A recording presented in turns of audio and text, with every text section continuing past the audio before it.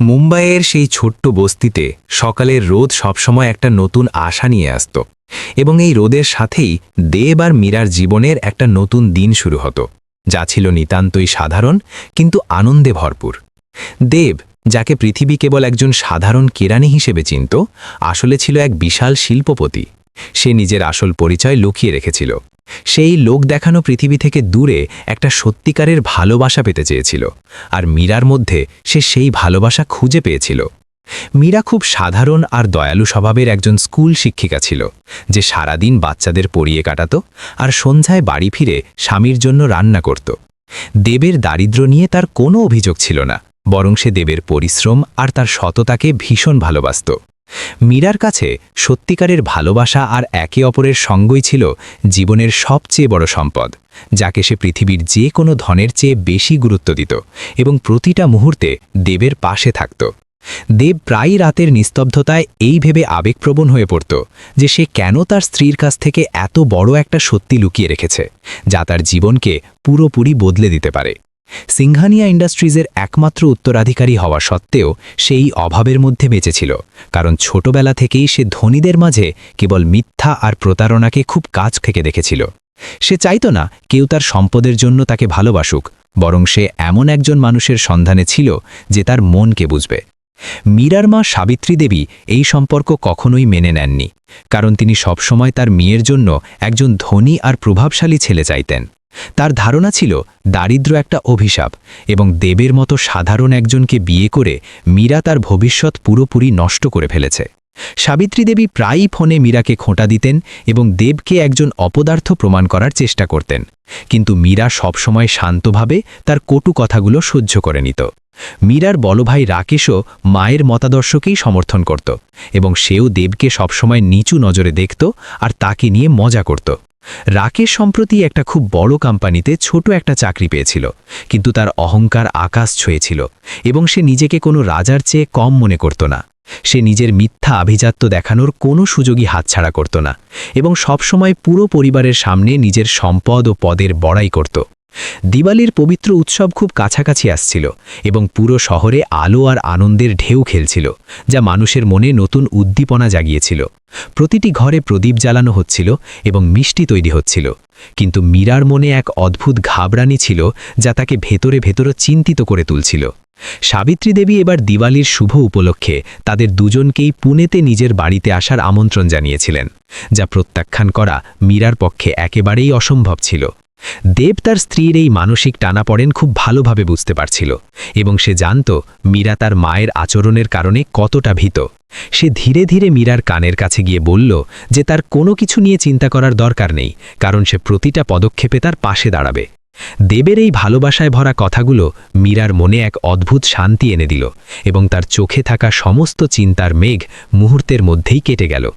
পরদিন সকালে উঠেই মীরা পুনে যাওয়ার জন্য নিজের আর দেবের জিনিসপত্র গোছাতে শুরু করল, যাতে যাত্রাপথে তাদের কোনো সমস্যায় পড়তে না হয়। সে নিজের সবচেয়ে ভালো জামাকাপড় বের করল, যেগুলো এমনিতে খুব সাধারণ ছিল, কিন্তু মীরা সেগুলো খুব গুছিয়ে রেখেছিল। দেব চুপচাপ তাকে এসব করতে দেখছিল আর মনে মনে ভাবছিল যে তার স্ত্রী কখনোই তার কাছে কোনো দামি জিনিস চায়নি, যা তার ভালোবাসাকে আরও বেশি খাঁটি করে তুলেছিল। পুনে যাওয়ার ট্রেনের যাত্রা বেশ দীর্ঘ ছিল, কিন্তু দেব আর মীরা একে অপরের সাথে হাসতে হাসতে খুব সহজেই তা পার করে দিল। জানলা দিয়ে বাইরে তাকিয়ে মীরা পুরনো দিনের কথা মনে করছিল, যখন সে বাপের বাড়িতে থাকত আর দিওয়ালির উৎসবের জন্য অধীর আগ্রহে অপেক্ষা করত। দেব তার হাত নিজের হাতে তুলে নিল এবং তাকে এই অনুভূতি দিল যে যাই হয়ে যাক না কেন, সে কখনোই তাকে একা ছাড়বে না আর সব সময় তাকে রক্ষা করবে। যেই না তারা পুনে স্টেশনে নামল, শহরের ভিড় আর কোলাহল তাদের স্বাগত জানালো, যা মুম্বাই থেকে একটু আলাদা কিন্তু খুব পরিচিত মনে হচ্ছিল। তারা স্টেশন থেকে একটা অটো নিল এবং সোজা সাবিত্রী দেবীর বাড়ির দিকে রওনা হলো। সেখানে যাওয়ার কথা ভাবতেই মীরার মুখে আবার চিন্তার রেখা ফুটে উঠল। দেব তাকে সান্ত্বনা দিল আর বলল যে এটা উৎসবের সময়, সবকিছু ভালো হবে এবং তাদের এই মুহূর্তটা আনন্দের সাথে কাটানো উচিত। সাবিত্রী দেবীর বাড়িটা ছিল খুব বিলাসবহুল দোতলা একটা দালান, যার বাইরে সুন্দর একটা বাগান ছিল, আর দেওয়ালগুলো দিওয়ালির চমৎকার সাজসজ্জায় সাজানো হয়েছিল। দরজায় পৌঁছে মীরা একটা দীর্ঘশ্বাস নিল এবং কাপা কাপা হাতে বেল বাজালো। এরপরই একজন কাজের লোক এসে দরজা খুলে তাদের ভেতরে আসার পথ দেখালো। ভেতরের দৃশ্যটা আরও বেশি জাঁকজমকপূর্ণ ছিল।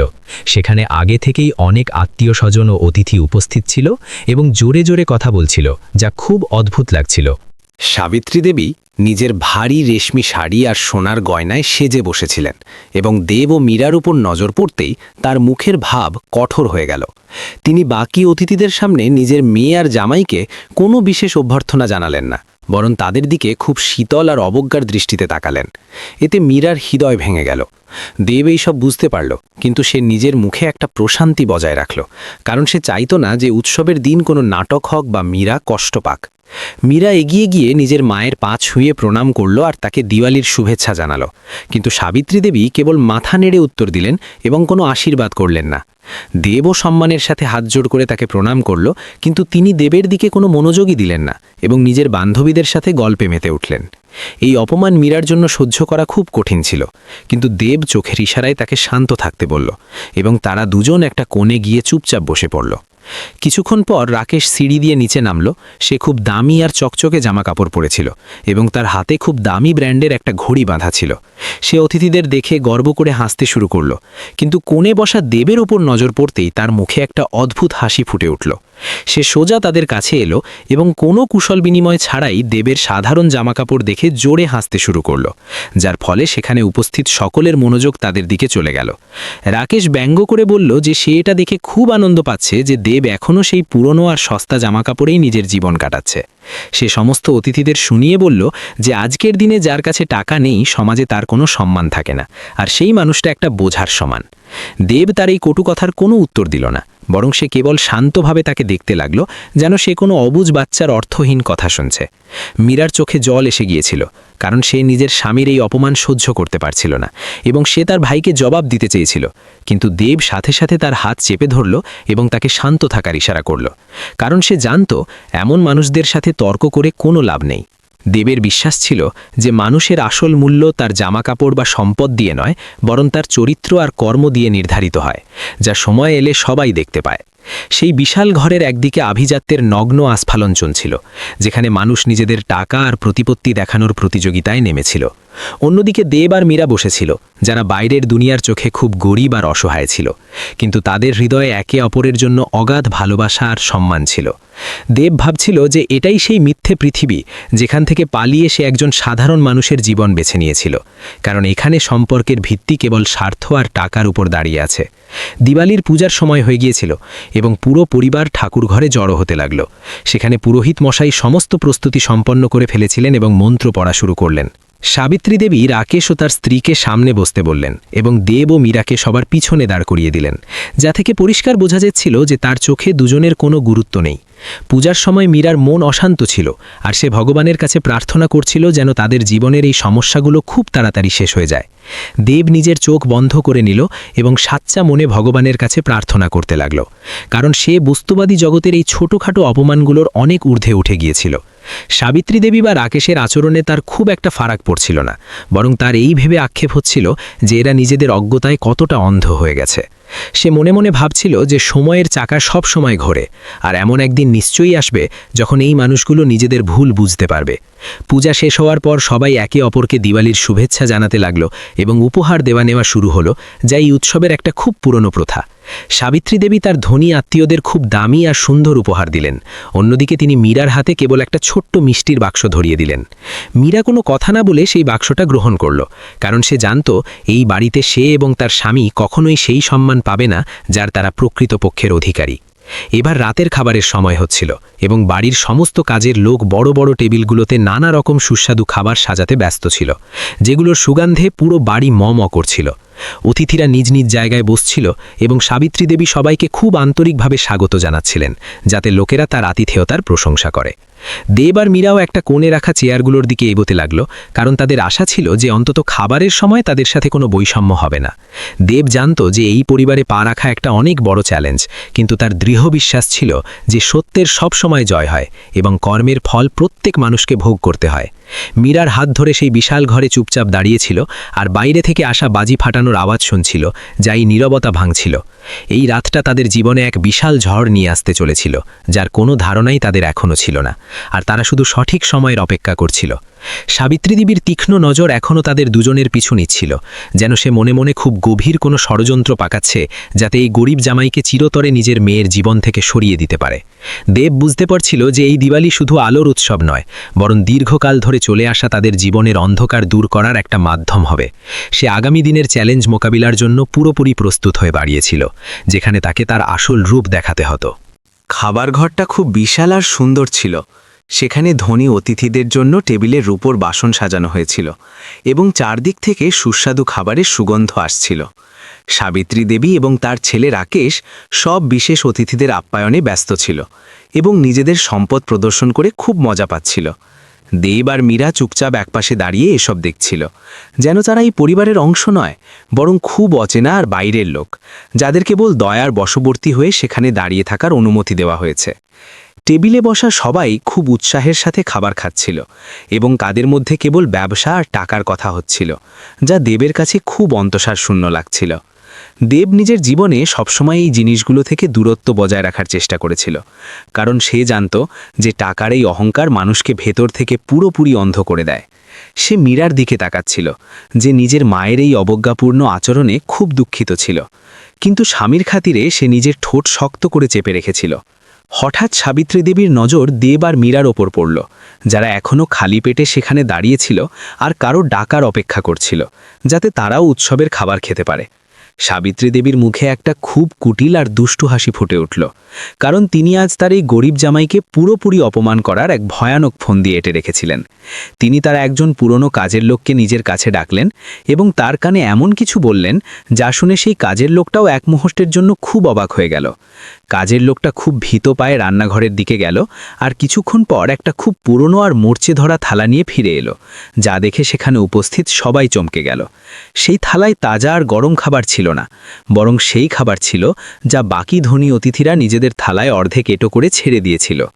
কাজের লোকটা সেই এঁটো খাবারে ভরা থালাটা এনে সোজা দেবের সামনে একটা ছোট্ট ভাঙা টেবিলে রেখে দিল এবং চোখ নিচু করে সেখান থেকে সাথে সাথে চলে গেল। পুরো ঘরে হঠাৎ করে একটা ভয়ানক নিস্তব্ধতা ছেয়ে গেল, আর সবাই সেই এঁটো খাবারের থালাটার দিকে খুব বিস্ময় নিয়ে তাকাতে লাগলো, কারণ এটা ছিল এক চরম অপমান। ভারতীয় সংস্কৃতিতে কাউকে এঁটো খাবার দেওয়াটা সবচেয়ে বড় অবজ্ঞা হিসেবে মানা হয়, যা সরাসরি মানুষের আত্মসম্মান আর মর্যাদায় এক বিশাল আর গভীর আঘাত হানে, যা কেউ সহ্য করতে পারে না। মীরা যখন সেই থালাটা দেখল, তখন তার চোখে সাথে সাথে জল চলে এলো, আর তার পুরো শরীর রাগ এবং ভয়ানক অপমানের আগুনে প্রচণ্ডভাবে কাঁপতে লাগল। সাবিত্রী দেবী সেই নীরবতা ভেঙে খুব কঠোর গলায় বললেন যে যারা জীবনে কিছু রোজগার করতে পারে না, তাদের অন্যদের খেলে দেওয়া জিনিসের উপরই বেঁচে থাকা উচিত। তিনি ভরা আসরে এই ঘোষণা করলেন যে দেবের মতো মানুষের তাজা আর সুস্বাদু খাবার খাওয়ার কোনো অধিকার নেই, কারণ তার যোগ্যতা কেবল এই এঁটো খাবারেরই সমান। এই কথা শুনে ঘরে উপস্থিত কয়েকজন আত্মীয় নিচু স্বরে হাসতে লাগল, যার ফলে সাবিত্রী দেবীর অহংকার আরও বেড়ে গেল এবং এই কুকর্মের জন্য তিনি গর্ববোধ করলেন। রাকেশও নিজের মায়ের কথায় সুর মিলিয়ে দেবকে নিয়ে মজা ওড়াতে শুরু করল এবং বলল যে তার তো এই এঁটো খাবারটাকেও ভগবানের বড় আশীর্বাদ মনে করে খাওয়া উচিত। রাকেশ হাসতে হাসতে বলল যে দেব নিজের পুরো জীবনে কখনো এত দামি খাবারের মুখ দেখেনি, তাই তার কোনো অভিযোগ না করে এই খাবার সাথে সাথে খেয়ে নেওয়া উচিত। এই কুটু কথাগুলো মীরার হৃদয়কে পুরোপুরি ক্ষতবিক্ষত করে দিল এবং সে নিজের স্বামীর এই ভয়ঙ্কর অপমান আর সহ্য করতে পারছিল না। মীরা কাঁদতে কাঁদতে দ্রুত এগিয়ে গেল এবং হাত বাড়িয়ে সেই এঁটো খাবারের থালাটা তুলে মাটিতে ফেলে দেওয়ার চেষ্টা করল, যাতে সে তার স্বামীর সম্মান রক্ষা করতে পারে। সে নিজের মা আর ভাইয়ের এই নিষ্ঠুর আচরণে এতটাই আঘাত পেয়েছিল যে সে এবার সমস্ত সম্পর্ক ভেঙে চিরদিনের জন্য সেখান থেকে দূরে চলে যেতে চাইছিল, যেখানে তারা শান্তি পেতে পারে। কিন্তু তখনই দেব খুব শক্ত করে মীরার হাত চেপে ধরল এবং তাকে থালাটা ফেলতে বাধা দিল, যা মীরাকে খুব অবাক করে দিল। দেবের চোখে তখন কোনো রাগ বা ঘৃণা ছিল না, বরং এক গভীর শান্তি আর অদ্ভুত স্থিতিশীলতা ছিল, যা দেখে মীরার চোখের জল এক মুহূর্তের জন্য থেমে গেল। দেব খুব ভালোভাবে জানত যে আজ যদি সেই থালাটা ফেলে দেয় তাহলে এই পরিবারের চিরকালের জন্য একটা বড় হট্টগোল শুরু হবে এবং মীরাকেও অনেক কষ্ট সহ্য করতে হবে। সে নিজের স্ত্রীর চোখে জল দেখতে পারত না, তাই সে নিজের আত্মসম্মানকে কিছু সময়ের জন্য পুরোপুরি দমিয়ে রাখার এক খুব কঠিন সিদ্ধান্ত নিল। সিংহানিয়া ইন্ডাস্ট্রিজের মালিক এবং একজন বিশাল বিলিয়নিয়ার হওয়া সত্ত্বেও দেব আজ একজন সাধারণ মানুষের মতো আচরণ করছিল, কারণ সে অহংকার আর সম্পদের এই ফাঁপা দুনিয়াটাকে খুব ভালোভাবে চিনত। সে জানত যে এই মানুষগুলো নিজেদের অজ্ঞতায় কতটা অন্ধ হয়ে গেছে এবং তাদের এই নিষ্ঠুরতার জবাব রাগ দিয়ে নয়, বরং গভীর শান্তি আর ধৈর্য দিয়ে দেওয়া উচিত। সে মীরাকে নিজের জায়গায় বসার ইশারা করল এবং নিজেও সেই ভাঙা টেবিলের সামনে মাটিতে খুব শান্তভাবে বসে পড়ল। দেব হাত জোড় করে সেই এঁটো খাবারকে ভগবানের প্রসাদ মনে করে খুব সম্মানের সাথে প্রণাম করল, যা সেখানে দাঁড়িয়ে থাকা সবাইকে এক মুহূর্তের জন্য পুরোপুরি স্তব্ধ করে দিল। সাবিত্রী দেবীর আশা ছিল যে দেব রাগে ওখান থেকে চলে যাবে অথবা কাঁদতে শুরু করবে, কিন্তু দেবের এই শান্ত আচরণ তাদের সমস্ত অহংকারী উদ্দেশ্যের ওপর পুরোপুরি জল ঢেলে দিল। দেব নিজের হাত দিয়ে সেই এঁটো খাবারের প্রথম গ্রাসটা তুলে নিল এবং কোনো দ্বিধা ছাড়াই সেটা নিজের মুখে পুরে ধীরে ধীরে চিবাতে লাগল। মীরার জন্য এই দৃশ্যটা দেখা পৃথিবীর সবচেয়ে ভয়ঙ্কর কষ্টের ছিল, কারণ তার ভালোবাসার স্বামী কেবল তার জন্যই নিজের সবচেয়ে বড় অপমান খুব নীরবে সহ্য করছিল। মীরার গাল বেয়ে অনবরত চোখের জলধারা বয়ে চলেছিল এবং সে নিজের দুই হাত দিয়ে মুখ ঢেকে ডুকরে ডুকরে কাঁদতে লাগল, কারণ সে তার স্বামীর এই মহান আত্মত্যাগ দেখে পুরোপুরি ভেঙে পড়েছিল। প্রতিটা গ্রাসের সাথে দেব মীরাকে একটু করে হাসি মুখে তাকাচ্ছিল, যাতে তাকে বোঝাতে যে সব ঠিক আছে এবং তার কাঁদার কোনো দরকার নেই। দেবের সেই শান্ত আর মর্যাদাপূর্ণ চেহারা দেখে কয়েকজন অতিথির ভেতরে ভেতরে খুব লজ্জাবোধ হতে লাগল, কারণ তারা বুঝতে পেরেছিল যে সাবিত্রী দেবী নিজের সীমা পুরোপুরি অতিক্রম করেছেন। একজন গরিব মানুষকে সবার সামনে অপমান করা কোনো ধনী মানুষেরই শোভা পায় না, কিন্তু সাবিত্রী দেবীর অহংকার তার চিন্তাভাবনা করার ক্ষমতা পুরোপুরি নষ্ট করে দিয়েছিল। দেব যেভাবে সেই খাবারটা খাচ্ছিল তার মধ্যে একজন রাজার ঝলক ছিল, যে নিজের রাজ্যের শান্তির জন্য হাসি মুখে বিষের পেয়ালাও পান করতে পারে। রাকেশ দেবের এই শান্ত স্বভাব দেখে প্রচণ্ড রেগে যাচ্ছিল, কারণ সে দেবকে ছটফট করতে আর দয়ার ভিক্ষা চাইতে দেখতে চেয়েছিল, যা সে একদমই পাচ্ছিল না।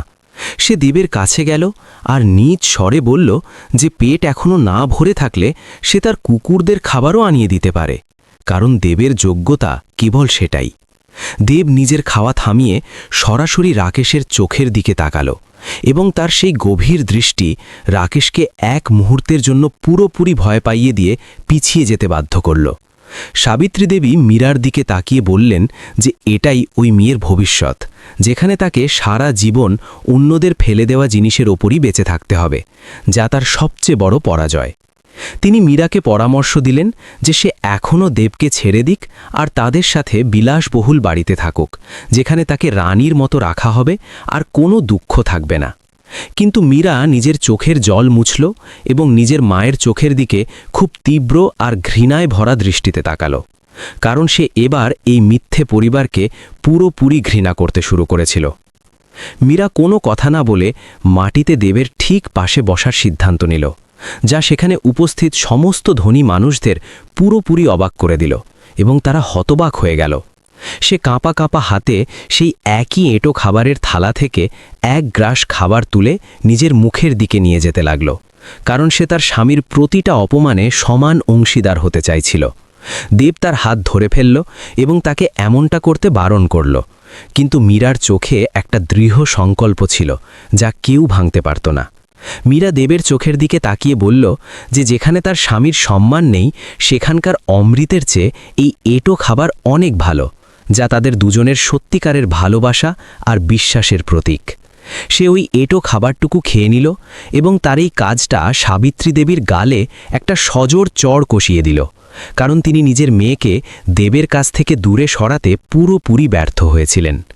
দৃশ্যটা এতটাই আবেগপূর্ণ আর শক্তিশালী ছিল যে সেখানে দাঁড়িয়ে থাকা কয়েকজন অতিথির চোখেও জল এসে গেল এবং তারা সাবিত্রী দেবীর এই নীচ কাজের নিন্দা করতে লাগল।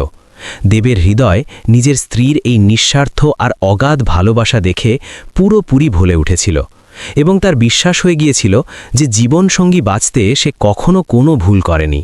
সে নিজের থালার সমস্ত খাবার নীরবে শেষ করল এবং তারপর এক গ্লাস জল খেয়ে নিজের হাত ধুল, যার পর সে খুব শানের সাথে নিজের জায়গায় আবার উঠে দাঁড়ালো। এবার তার মুখে সেই পুরনো নম্রতা ছিল না, বরং এক ভয়ঙ্কর ঝড় আসার আগের অদ্ভুত শান্তি ছিল, যা সাবিত্রী দেবী আর রাকেশের ধ্বংসের ইঙ্গিত দিচ্ছিল। বিলিয়নের দেব সিংহানিয়া, যে নিজের ভালোবাসার খাতিরে একজন ভিখারির মতো এঁটো খাবারও মেনে নিয়েছিল, এবার এই অপমানের খুব কড়া আর ভয়ানক জবাব দেওয়ার জন্য পুরোপুরি প্রস্তুত হয়ে গিয়েছিল। সে জানত যে এই অহংকারী মানুষদের কথায় নয়, বরং তাদের সেই দুনিয়াতেই নিয়ে গিয়ে হারাতে হবে যে সম্পদের ওপর তারা এত অহংকার করে আর অন্যদের নিজেদের পায়ের ধুলো মনে করে। দেব খুব শক্ত করে মীরার হাত ধরল এবং তাকে সাথে নিয়ে সেই বিশাল আর দম বন্ধ করা ঘর থেকে বেরিয়ে যাওয়ার জন্য পা বাড়াল। খাবার শেষ হওয়ার পর সবাই যখন হলে বসেছিল, তখন রাকেশ নিজের সাফল্যের মিথ্যে গল্প শোনাতে শুরু করল এবং অহংকারের সাথে সিংহানিয়া ইন্ডাস্ট্রিজে নিজের নতুন চাকরির বড়াই করল। সে দেবের দিকে তাকিয়ে বলল যে দেব চাইলে সে নিজের পরিচয় ব্যবহার করে সিংহানিয়া কোম্পানিতে দেবের জন্য কোনো ঝাড়ুদার বা পিয়নের চাকরির ব্যবস্থা করে দিতে পারে, যাতে তার দিন গুজরান হয়। রাকেশের এই কথা শুনে সাবিত্রী দেবী জোরে হাসতে লাগলেন আর বললেন যে দেবের চেহারা কেবল এই কাজেরই যোগ্য।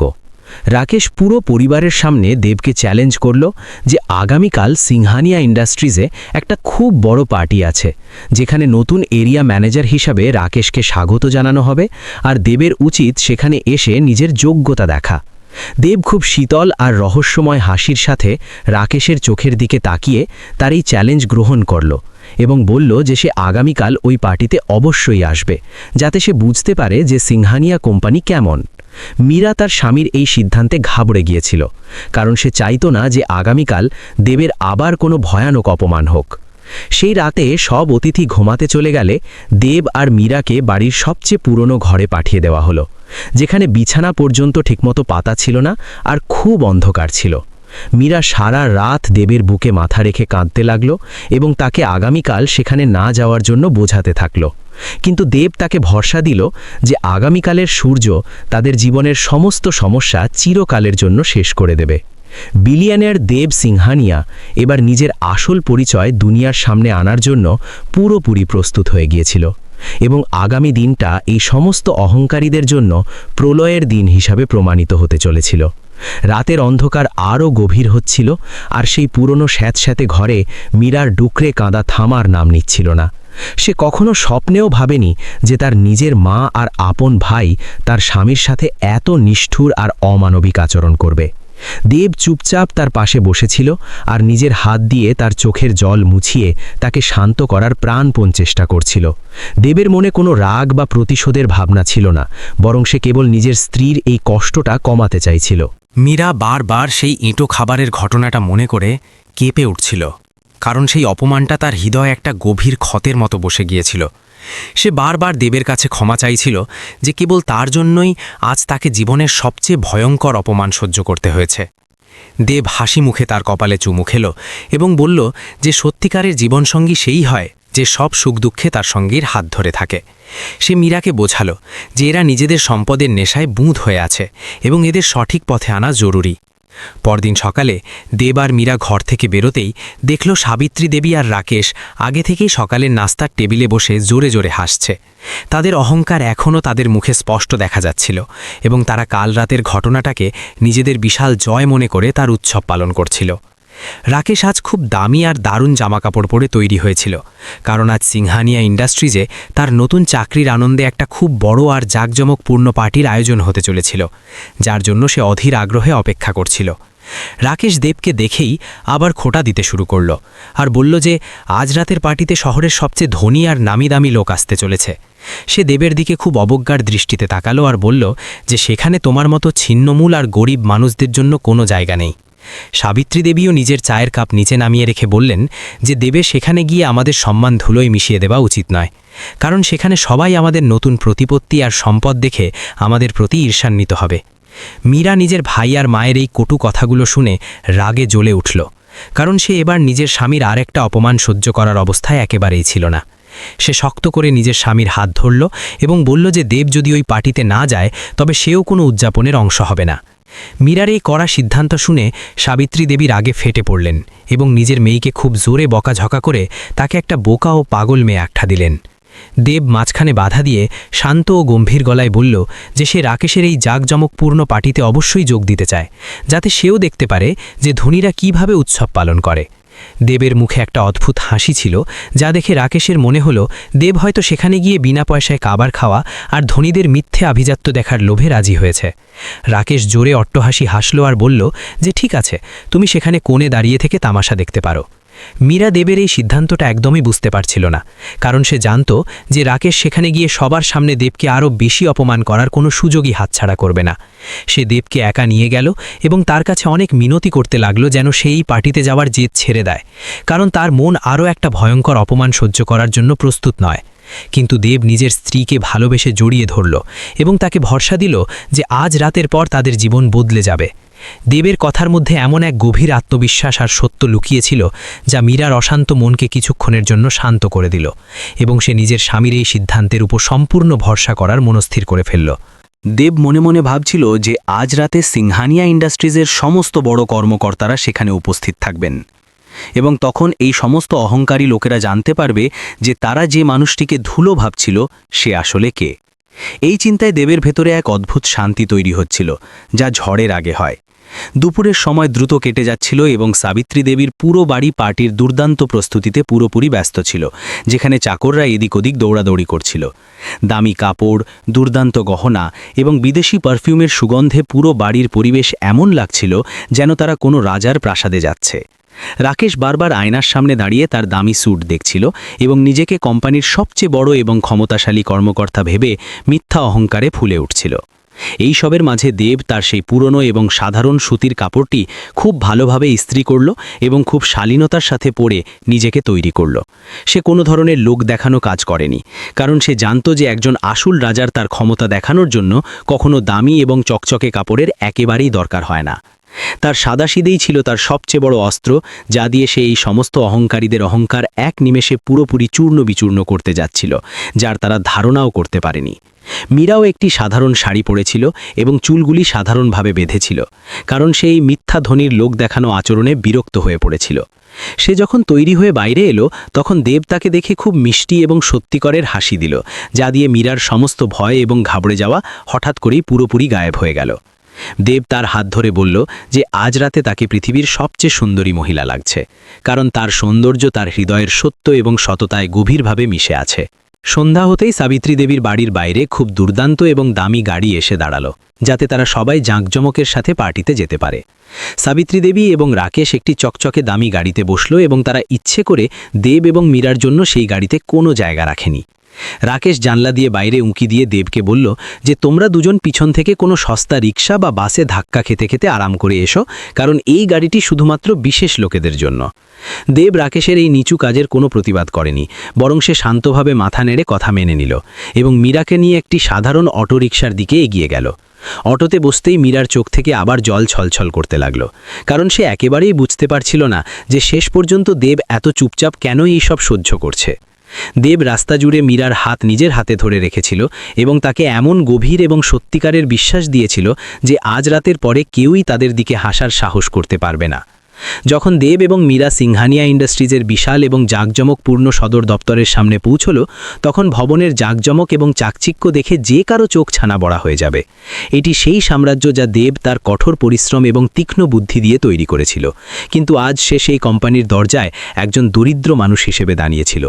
মীরা সেই আকাশচুম্বী ভবনটি দেখে খুব বেশি নার্ভাস হয়ে উঠছিল, কারণ তার মনে হচ্ছিল যে এই জায়গাটি তাদের মতো সহজ সরল লোকেদের জন্য একেবারেই তৈরি হয়নি। ভবনের মূল দরজায় প্রচুর নিরাপত্তারক্ষী দাঁড়িয়েছিল, যারা আসা প্রতিটি অতিথির কঠোরভাবে পরীক্ষা করছিল এবং তাদের আমন্ত্রণপত্র দেখছিল। রাকেশ এবং সাবিত্রী দেবী ইতিমধ্যেই ভেতরে চলে গিয়েছিল এবং তাদের মিথ্যা অহংকার দেখানোর কাজে মগ্ন হয়ে পড়েছিল, যাতে তারা সমস্ত ধনী অতিথিদের ওপর প্রভাব ফেলতে পারে। দেব মীরার হাত ধরল এবং আত্মবিশ্বাসের সাথে সেই কঠোর নিরাপত্তারক্ষীদের দিকে পা বাড়াল, যারা তাদের সাধারণ কাপড়গুলিকে সন্দেহের চোখে দেখছিল। দেব এবং মীরা প্রধান দরজার কাছে পৌঁছতেই একজন অহংকারী নিরাপত্তা রক্ষী তাদের থামিয়ে দিল এবং খুব কর্কশ স্বরে জিজ্ঞাসা করল যে তারা দুজনেই বড় পার্টিতে কি করতে এসেছে।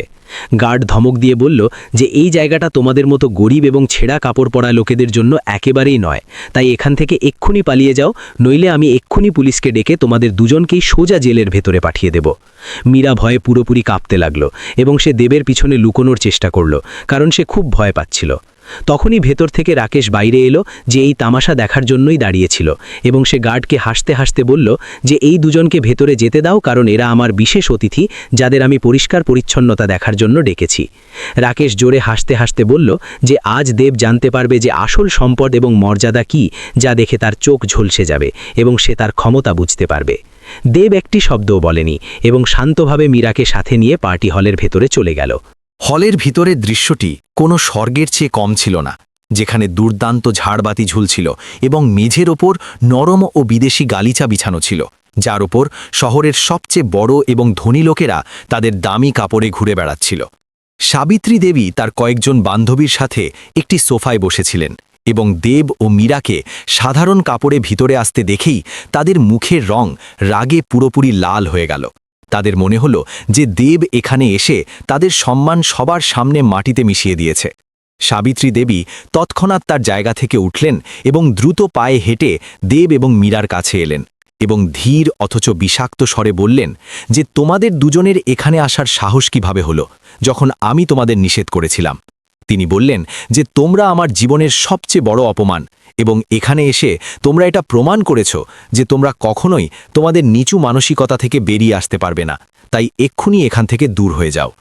মীরা অপমানের বিষ পান করে চুপ করে থাকল, কিন্তু দেবের মুখে রহস্যময় হাসি বজায় ছিল।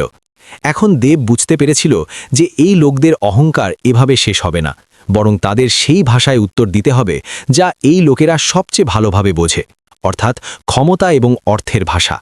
সে হলের মঞ্চের দিকে তাকাল, যেখানে সমস্ত বড় পরিচালক এবং চেয়ারম্যানের বসার জায়গা তৈরি করা হয়েছিল এবং যা খালি ছিল কারণ কোম্পানির আসল মালিকের এখনও সেখানে আগমন হয়নি।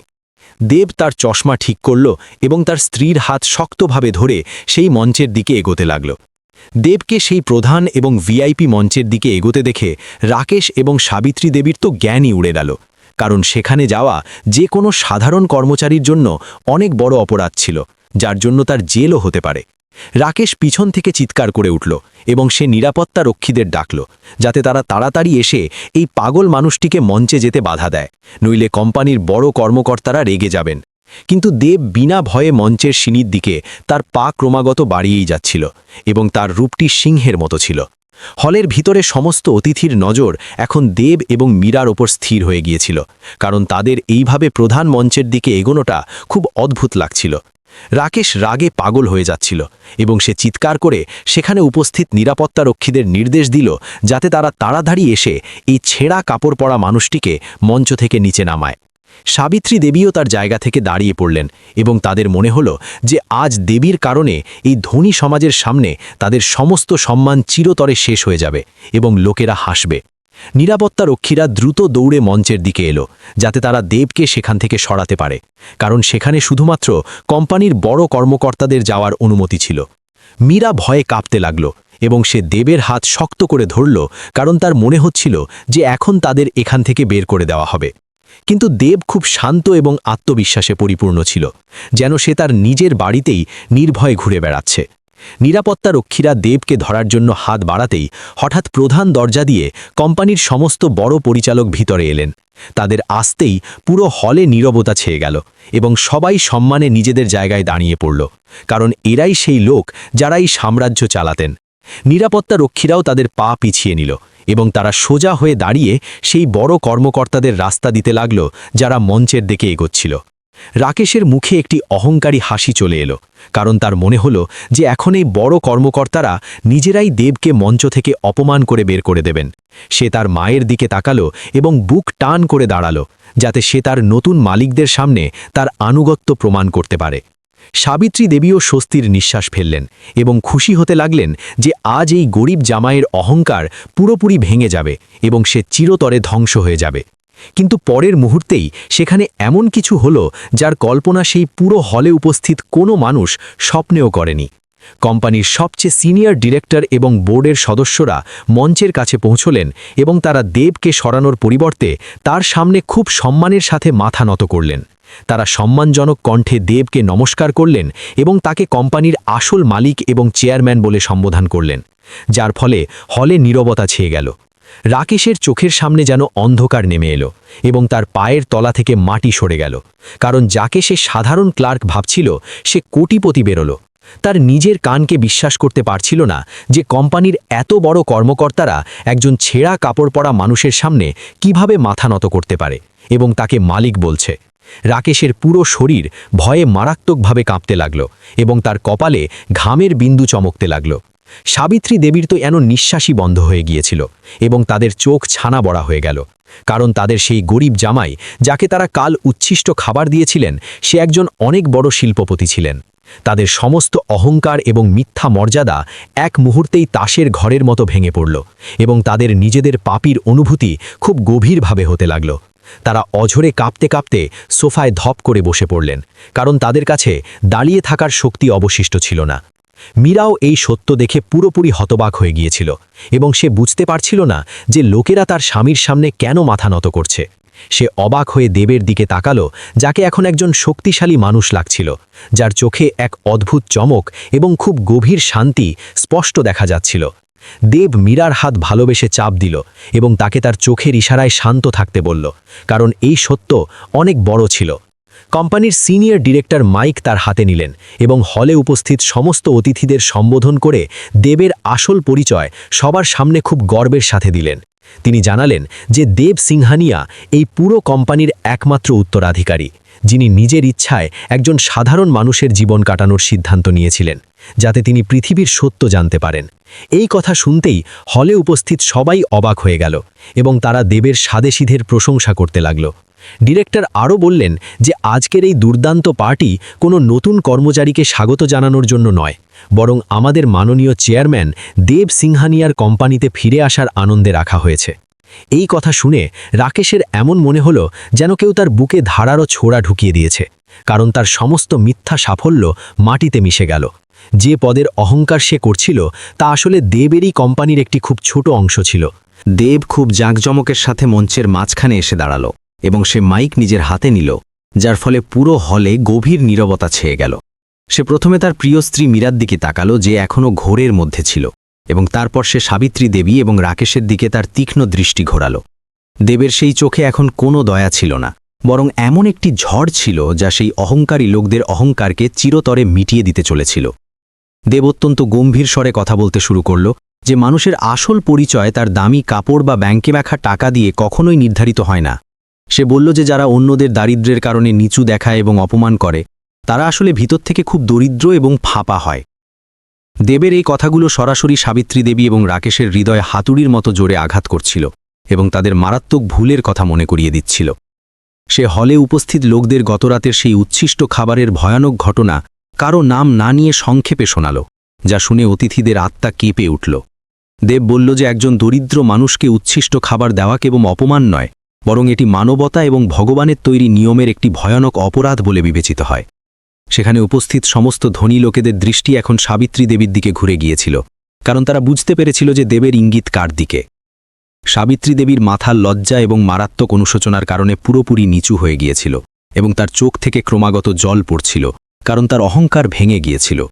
তিনি যে জামাইকে তার বাড়ি থেকে ধাক্কা দিয়ে বের করার পরিকল্পনা করেছিলেন, আজ সেই জামাইয়ের সামনে তার মর্যাদা পোকার থেকেও ছোট হয়ে গিয়েছিল।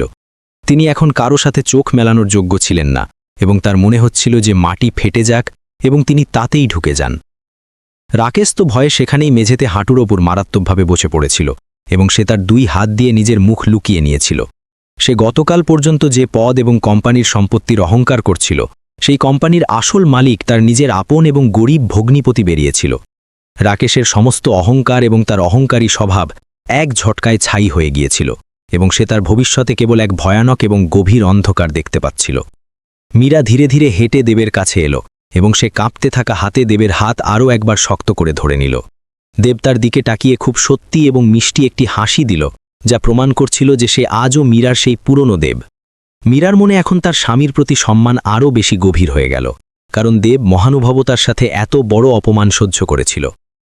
হলে উপস্থিত কিছু মানুষ হঠাৎ করে হাততালি দিতে শুরু করল, কারণ তারা সবাই দেবের এই সরলতা এবং সহনশীলতায় খুব বেশি প্রভাবিত হয়েছিল। দেব হাত তুলে সবাইকে শান্ত করল এবং বলল যে এই সব সে কোনো নাটকের জন্য করেনি, বরং সেই ফাঁপা দুনিয়ার সত্যিটা দেখাতে চেয়েছিল। সে চেয়েছিল যে মীরা এটা বুঝতে পারুক যে সত্যিকারের সম্পর্ক কখনো সম্পদের মুখাপেক্ষী হয় না, বরং তার হৃদয়ের খুব পবিত্র বন্ধনে যুক্ত থাকে। সাবিত্রী দেবী এবার নিজের জায়গা থেকে উঠে দাঁড়ালেন এবং খুব টলমলে পায়ে মঞ্চের দিকে এগোতে লাগলেন, কারণ তিনি তার করা পাপের ক্ষমা চাইতে চেয়েছিলেন। তার অহংকার পুরোপুরি চূর্ণ হয়ে গিয়েছিল এবং তিনি জেনে গিয়েছিলেন যে তিনি ঘরে আসা ভগবানের এক সত্যিকারের রূপকে খুব বাজেভাবে প্রত্যাখ্যান করেছেন। তিনি কাঁদতে কাঁদতে দেবের পায়ের কাছে এসে পড়লেন এবং হাত জোড় করে খুব যন্ত্রণাদায়ক গলায় নিজের খারাপ আচরণের জন্য দয়ার ভিক্ষা চাইতে লাগলেন। কিন্তু দেব নিজের পা পিছিয়ে নিল এবং সাবিত্রী দেবীকে তার পা একদম ছুঁতে দিল না, কারণ কোনো জামাই তার শাশুড়িকে দিয়ে পা ছোঁয়াতে পারে না। সে কড়া গলায় বলল যে আপনার আমার কাছে ক্ষমা চাওয়ার কোনো দরকার নেই, কারণ আপনি আমার নয় বরং অন্য দেবতার অপমান করেছেন যিনি পেট ভরান। আপনি আপনার মেয়েকেও সেই এঁটো খাবারের সাথে অপমান করেছেন, যার ক্ষমা আমি আপনাকে কখনো দিতে পারি না, কারণ এটা আমার দায়িত্ব। মীরাও তার মায়ের দিক থেকে চোখ ফিরিয়ে নিল, কারণ সে এখন সেই মহিলাকে মা হিসেবে মেনে নিতে পারছিল না যে তার স্বামীকে এঁটো খাবার দিয়েছে। সাবিত্রী দেবীর জন্য এটাই সবচেয়ে বড় শাস্তি ছিল যে তার মেয়েও তাকে চিরকালের জন্য নিজের মন থেকে বের করে দিয়েছিল এবং তিনি একা হয়ে পড়েছিলেন। এটা তার কর্মের ফল ছিল, যা তাকে এই জন্মেই ভোগ করতে হচ্ছিল, কারণ অহংকারের পরিণতি সবসময় ভয়ানক বিনাশী হয়, যা একেবারে সামনে দাঁড়িয়েছিল। মীরার মনে নিজের মায়ের জন্য এখন আর কোনো সমবেদনা বাকি ছিল না, কারণ সে নিজের চোখে সেই নিষ্ঠুরতা দেখেছিল যা তিনি দেবের সাথে করেছিলেন। সে জানত যে সাবিত্রী দেবীর এই কান্না কোনো সত্যিকারের অনুশোচনার কারণে নয়, বরং তার সম্পদ কেড়ে নেওয়ার ভয়ে বেরোচ্ছে, যা পুরোপুরি একটা লোক দেখানো ব্যাপার। একজন মেয়ে হিসেবে মীরা সবসময় নিজের মায়ের সম্মান করেছিল, কিন্তু আজ একজন স্ত্রী হিসেবে সে তার স্বামীর সাথ দিল। রাকেশ এখনও মাটিতে বসেছিল এবং তার মাথায় কেবল তার সেই চাকরি যাওয়ার ভয় ঘুরপাক খাচ্ছিল, যার জন্য সে দেবকে নিয়ে মজা উড়িয়েছিল। দেব তার দিকে শেষবারের মতো তাকালো এবং তার অধিকারীদের ইশারা করল যে এই লোকটিকে যেন অবিলম্বে কোম্পানির তরফ থেকে চিরকালের জন্য বাইরের রাস্তা দেখিয়ে দেওয়া হয়। যে মানুষ নিজের পরিবারকে সম্মান করতে পারে না, সে কখনো কোনো কোম্পানির প্রতি অনুগত এবং সৎ হতে পারে না। এটা দেবের দৃঢ় বিশ্বাস ছিল। পার্টি হলের পরিবেশ এখন পুরোপুরি বদলে গিয়েছিল, আর যে লোকেরা দেবকে গরিব ভেবে তাকে নিয়ে মজা ওড়াচ্ছিল, তারা এখন তার সামনে মাথা নিচু করে দাঁড়িয়েছিল। এটা সত্যের জয় এবং অহংকারের সবচেয়ে বড় হারের এক ঐতিহাসিক দৃশ্য ছিল, যাকে এই কোম্পানির ইতিহাসে চিরকালের জন্য সোনালী অক্ষরে লেখা হওয়ার কথা ছিল। দেব মীরার হাত ধরল এবং তাকে নিজের সাথে নিয়ে মঞ্চ থেকে নিচে নামতে লাগল, কারণ এই অহংকারী লোকেদের তাদের কাজের খুব বড় শাস্তি মিলে গিয়েছিল। সেই বিশাল এবং চাকচিক্যে ভরা হলে এখন এমন এক গভীর নিস্তব্ধতা ছেয়ে গিয়েছিল, যা ঝড় চলে যাওয়ার পর আসে। দেব মঞ্চ থেকে নিচে নামার সময় মীরার হাত খুব শক্ত করে ধরে রেখেছিল। মীরার চোখে এখনও আশ্চর্যের পাশাপাশি নিজের স্বামীর প্রতি এক অপার শ্রদ্ধা এবং অটুট প্রেমের জল ছলছল করছিল। দেব জানত যে আজকের এই ঘটনা তার জীবন এবং সম্পর্কগুলোকে চিরকালের জন্য একদম নতুন এবং সত্যিকারের দিশা দিয়ে দিয়েছে। সাবিত্রী দেবী এখন পুরোপুরি ভেঙে পড়েছিলেন এবং মাটিতে হাঁটু গেড়ে বসে ডুকরে ডুকরে কাঁদছিলেন, কারণ তার পাপের ঘড়া পূর্ণ হয়ে গিয়েছিল। তিনি নিজের হাতেই নিজের পরিবারের আনন্দে আগুন লাগিয়ে দিয়েছিলেন, এবং সেটাও কেবল সম্পদ এবং মিথ্যে মর্যাদার অহংকারে অন্ধ হয়ে। ভারতীয় সংস্কৃতিতে জামাইকে ভগবানের রূপ এবং ঘরের সবচেয়ে বড় অতিথি মনে করা হয়, কিন্তু তিনি সেই জামাইকেই এঁটো খাবার খাইয়ে এমন এক ভয়ঙ্কর এবং অমার্জনীয় অপরাধ করেছিলেন যার কোনো ক্ষমা হতে পারে না। রাকেশের অহংকার পুরোপুরি মাটিতে মিশে গিয়েছিল এবং সে তার সেই হারানো চাকরির ভয়ে কাঁপছিল, যাকে সে অহংকারের হাতিয়ার বানিয়েছিল। দেবের নিরাপত্তারক্ষীরা এগিয়ে গিয়ে রাকেশকে খুব কঠোরভাবে ধরল এবং তাকে সেই বিলাসবহুল হল থেকে বের করে দেওয়ার জন্য টানতে লাগল। রাকেশ বারবার কাঁদতে কাঁদতে দেব এবং মীরাকে ডাকছিল এবং কাকুতি মিনতি করে বলছিল যে তাকে যেন একটি শেষ সুযোগ দেওয়া হয়, কিন্তু তার চোখের জল এখন আর কারো মন গলাতে পারছিল না। দেব নিজের পা থামালো এবং তার তীক্ষ্ণ দৃষ্টিতে রাকেশের দিকে তাকিয়ে খুব গম্ভীর এবং স্পষ্ট ভাষায় বলল যে ব্যবসা সবসময় সততা এবং চরিত্র দিয়ে চলে। সে বলল যে মানুষ নিজের গরিব ভগ্নিপতিকে অপমান করতে পারে এবং সম্পদের নেশায় অন্ধ হয়ে নিজের লোকেদেরই শোষণ করে, সে কখনো কোনো কোম্পানির অনুগত হতে পারে না। দেবের এই কঠোর সিদ্ধান্ত কর্মের সেই অটল ফল ছিল, যা থেকে কোনো মানুষ পালাতে পারে না, এবং এটা রাকেশের জন্য একটা খুব বড় শিক্ষা ছিল। মীরার মন এখনও ব্যথায় ভরা ছিল এবং সে তার মাকে এই করুণ অবস্থায় দেখে আবেগপ্রবণ হয়ে উঠল। এক মেয়ের হৃদয় মায়ের বেদনা অনুভব করছিল, কিন্তু তার নিজের স্বামীর সেই ভয়ানক অপমানের কথা মনে পড়ে গেল, যার ফলে তার চোখের জল শুকিয়ে গেল। সে নিজের অনুভূতিগুলোকে পুরোপুরি কঠোর করে নিল, কারণ সে জানত যে আজ যদি সে মাকে ক্ষমা করে দেয় তাহলে সে নিজের স্বামীর সত্যিকারের ভালোবাসার এবং সেই মহান ত্যাগের সাথে এক অনেক বড় অন্যায় করবে। সাবিত্রী দেবী এবার ঘষ্টে ঘষ্টে দেবের কাছে এলেন এবং তিনি হাত জোর করে খুব কাঁপতে থাকা গলায় বললেন যে তার নিজের কাজের ওপর খুব বেশি অনুশোচনা হচ্ছে। তিনি কাঁদতে কাঁদতে দেবের কাছে প্রার্থনা করলেন যে সে যেন এক অজ্ঞানী এবং লোভী মহিলার অপরাধ ক্ষমা করে দেয়, কারণ তিনি সম্পদের চাকচিক্যে নিজের মানবতা পুরোপুরি ভুলে গিয়েছিলেন। সাবিত্রী দেবী বললেন যে তার এই পাপ তার জীবনের সবচেয়ে বড় কলঙ্ক হয়ে গেছে, যা তাকে মরার পরও শান্তি পেতে দেবে না এবং তিনি নরকে জ্বলবেন। দেব খুব শান্তভাবে সাবিত্রী দেবীর দিকে তাকালো এবং তার চোখে এখন কোনো ঘৃণা বা প্রতিশোধ নেওয়ার অনুভূতি ছিল না, বরং কেবল এক গভীর বিষাদ ছিল। সে খুব শালীনতার সাথে বলল যে কর্মের নিয়ম এই দুনিয়ায় খুব কঠোর এবং অটল, যা প্রত্যেক মানুষকে তার করা খারাপ কাজের শাস্তি অবশ্যই দেয়। আপনি যা কিছুই করেছেন তার ফল আপনাকে নিজের আত্মার বোঝা হিসেবে সারা জীবন বইতে হবে, এবং এই অনুশোচনাই আপনার সবচেয়ে বড় শাস্তি, যা থেকে আপনি বাঁচতে পারবেন না। কোটিপতি দেব পুরো হলে উপস্থিত সমস্ত ধনী এবং প্রভাবশালী লোকেদের একটা খুব কড়া এবং সোজা বার্তা দিল যে মানুষের দাম তার ব্যাংক ব্যালেন্স দিয়ে মাপা যায় না। সে বলল যে আসল সম্পদ হলো মানুষের ভালো চরিত্র, তার দয়া এবং অন্যের প্রতি তার সত্যিকারের সম্মান, যাকে কোনো চোর চুরি করতে পারে না এবং যা সবসময় সাথে থাকে। দেবের এই মহান ভাবনা শুনে সেখানে উপস্থিত সমস্ত মানুষের মাথা লজ্জায় নিচু হয়ে গেল এবং তাদের নিজেদের মিথ্যে অহংকারের ওপর খুব বেশি আত্মগ্লানি অনুভব হতে লাগল। এরপর দেব নিজের স্ত্রী মীরার দিকে তাকালো যে এই পুরো সময়ে বিনা স্বার্থে কেবল একজন গরিব স্বামী হিসেবে তাকে তার সত্যিকারের এবং গভীর ভালোবাসা দিয়েছিল। সে মীরার হাত চুম্বন করে বলল যে তুমি সেই অমূল্য রত্ন, যাকে পাওয়ার জন্য আমি আমার সমস্ত সম্পত্তি এবং এই বিশাল সাম্রাজ্য হাসি মুখে যে কাউকে দান করতে পারি। দেব বলল যে তুমি আমাকে সেই সময় ভালোবেসেছ যখন আমি দুনিয়ার নজরে এক অনাথ এবং সামান্য কেরানি ছিলাম, এবং এটা তোমার মহান জয়। হলের বাইরের ঠান্ডা বাতাস এখন ভেতরে আসছিল এবং পরিবেশকে কিছুটা শান্ত করছিল, কিন্তু সাবিত্রী দেবী মনে লাগা অনুশোচনার আগুন কখনো নেভার ছিল না। দেব তার নিরাপত্তারক্ষীদের আদেশ দিল যেন তারা সাবিত্রী দেবীকে নিরাপদে তার বাড়িতে ছেড়ে দিয়ে আসে, কারণ সে চাইত না যে কোনো মহিলার কোনো শারীরিক অপমান হোক। সে সাবিত্রী দেবীকে বলল যে আমাদের রাস্তা এখন চিরকালের জন্য আলাদা হয়ে গেছে এবং এখন ভবিষ্যতে আমাদের কখনো একে অপরের সাথে কোনো যোগাযোগ থাকবে না। মীরা ভারাক্রান্ত মনে নিজের মাকে সেখান থেকে যেতে দেখল এবং সে নিজের চোখ বন্ধ করে ঈশ্বরের কাছে প্রার্থনা করল যেন তিনি তার মাকে সদ্বুদ্ধি এবং শান্তি প্রদান করেন। সে জানত যে এই বিদায় খুব কষ্টদায়ক, কিন্তু একটা নতুন এবং সত্যিকারের জীবনের শুরুর জন্য এই সমস্ত মিথ্যে এবং স্বার্থপর সম্পর্কগুলোকে পেছনে ফেলে যাওয়া খুব দরকারি হয়ে পড়েছিল। মীরা দেবের হাত আরও বেশি শক্ত করে ধরে নিল, কারণ এখন সেই তার একমাত্র পরিবার, তার সত্যিকারের বন্ধু এবং তার আনন্দের সবচেয়ে বড় সাহারা হয়ে উঠেছিল। পার্টিতে উপস্থিত সমস্ত ধনী অতিথিরা এতক্ষণে এটা বুঝে গিয়েছিল যে দেব সিংহানিয়া শুধু একজন সফল শিল্পপতিই নয়, বরং একজন খুব মহান এবং দয়ালু আত্মারও মানুষও। তারা দেবের সামনে নিজেদের মাথা নত করল এবং তার সরলতা এবং চিন্তাভাবনাকে মন থেকে সম্মান জানালো, কারণ দেব তাদের জীবনের এক খুব বড় সত্যের মুখোমুখি করেছিল। দেব সমস্ত অতিথিদের ধন্যবাদ জানালো এবং তাদের বলল যে তারা যেন সবসময় নিজেদের কর্মচারী এবং গরিব মানুষদের সম্মান করে, কারণ মানবতাই সবচেয়ে বড় ধর্ম। কিছু সময় পরেই সেই চমৎকার পার্টি শেষ হয়ে গেল এবং লোকেরা নিজেদের বাড়ির দিকে ফিরতে লাগল, কিন্তু এই রাত তাদের মনে চিরকালের জন্য এক খুব গভীর ছাপ ছেড়ে গিয়েছিল। দেব এবং মীরাও সেই বিলাসবহুল ইমারত থেকে বাইরে বেরোল, যেখানে একটা চমৎকার এবং চকচকে দামি গাড়ি তাদের জন্য অপেক্ষা করছিল, যাকে দেবের বিশ্বস্ত কর্মচারীরা বিশেষভাবে প্রস্তুত করেছিল।